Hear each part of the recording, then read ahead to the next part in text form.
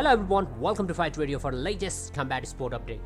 Conor McGregor had an encounter with Machine Gun Kelly in the past. Now eventually Machine Gun Kelly want Michael Chandler to knock out McGregor at UFC 303. Chandler teamed up with Machine Gun Kelly and posted this photo on Twitter captioning 63 days remaining, plotting with Machine Gun Kelly.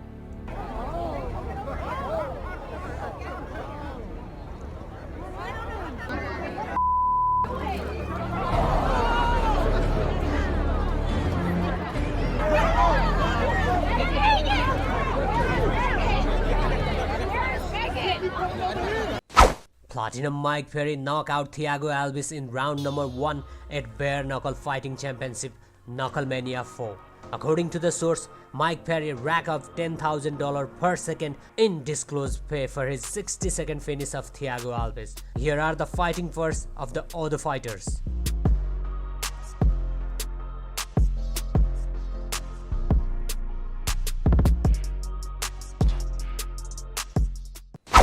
UFC superstar Conor McGregor has been making waves in the fighting world with news of his comeback in UFC 303 against Michael Chandler. However, a recent revelation by another promotion has caught the attention of the entire MMA world.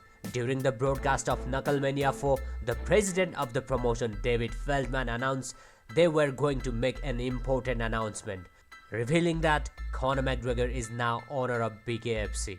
We've got the biggest announcement in the BKFC history we're about to make, so let's make that announcement. What's up, KnuckleMania? The notorious Conor McGregor here. Ladies and gentlemen, the huge announcement that I have for you today. Conor McGregor, myself, and McGregor Sports and Entertainment is now an owner of Bare Knuckle Fighting Championship. Welcome to the big leagues. David Feldman, baby, we did it. David, what does this mean, man? Cyrus warned us about dropping some news. Didn't see that one coming. What does this mean for BKFC? I mean, look, you got the biggest guy in all of combat sports right now as a part owner. At a Donald Trump meetup in Palm Beach, Florida, boxing sensation Ryan Garcia and UFC fighter Colby Covington crossed paths recently. They didn't just exchange greeting, they shared some serious technique tips. In a video that surfaced, Garcia was seen coaching Covington on left hook striking sequence. He broke down his strategy, explaining how and where to land those powerful left hook, and even threw in an uppercut for good measure. Covington watched closely, clearly impressed by Garcia's skills. It's fascinating to see athletes from different backgrounds coming together to learn and grow. Then it's here. So then I could go. Okay. And you would not expect it. No. So it's either head or which one do you want? I don't know. Or it's and then if I see you lean back.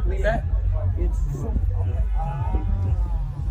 so are you jumping into it? No, no, are you putting the foot forward? Are you rotating the leg? Okay. So now it's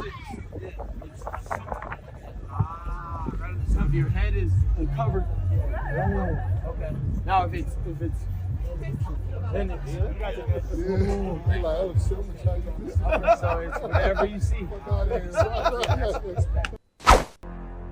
A recent interview with lightweight contender Michael Chandler has raised up intense debate and controversy on Twitter, with reaction increased from support to strong criticism. In the interview, Chandler addressed questions about his decision to adopt children of different race, particularly focusing on his choice to adopt black children. The interview, which has since gone viral on internet, has gathered significant attention and generated millions of views. In the interview, Chandler defended his decision to adopt children of different race, emphasizing that he sees them simply as children and intends to raise them without focusing on their race. I'm not raising black children. I'm raising children. I'm not raising black men. I'm raising men. And whether you are black or you are white, no matter what race that you are, there are certain things about being a man and being a good man when it comes to character and integrity and safeguarding the helpless and sticking up for those who need it and being a good man of reputation. None of that has to do with skin color. Everything has to do with the character of the man. And like I said, it's probably probably not an answer that some people would say is important, but that's where the world has gone, where we think that the most important thing about us is our skin color or our gender or our sex or our political affiliation or all these different identity politics or the identities that we put on each other, when really we're just human beings on this earth.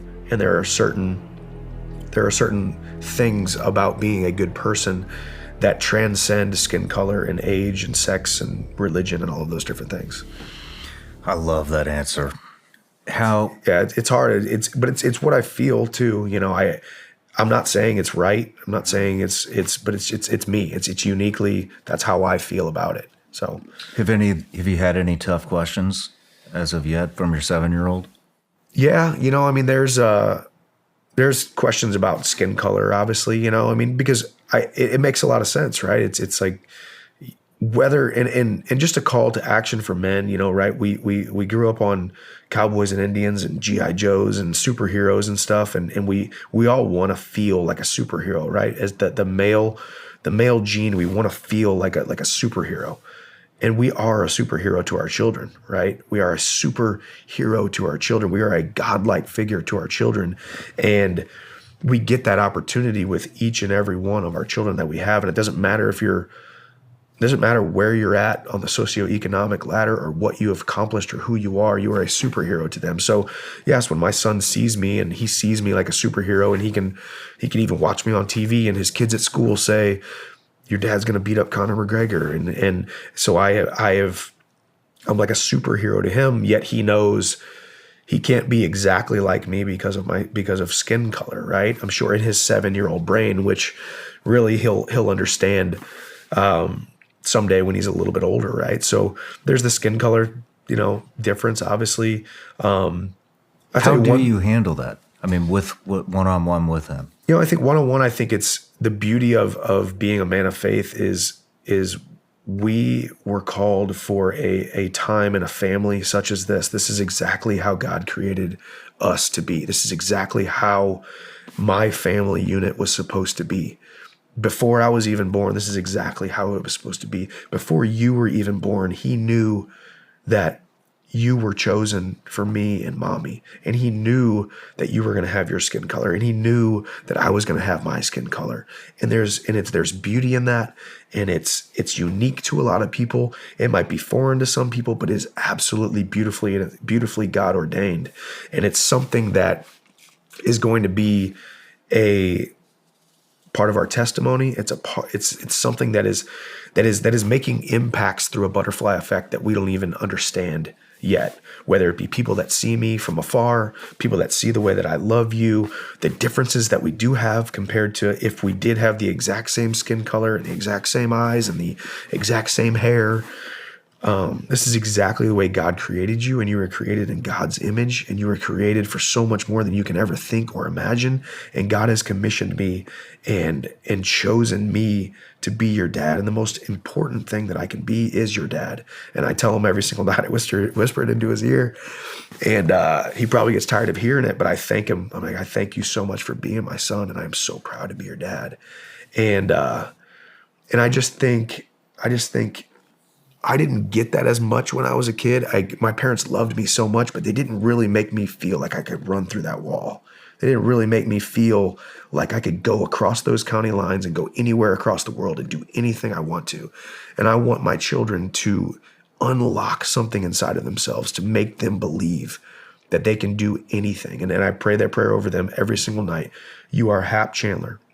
You are Ace Chandler. When you walk into a room, people take notice. When you speak, people listen. When you walk in a certain direction, people will follow. You are a child of God. You are the head, not the tail. You are above and not beneath. And you are chosen for a time such as this. And I am so proud to be your father.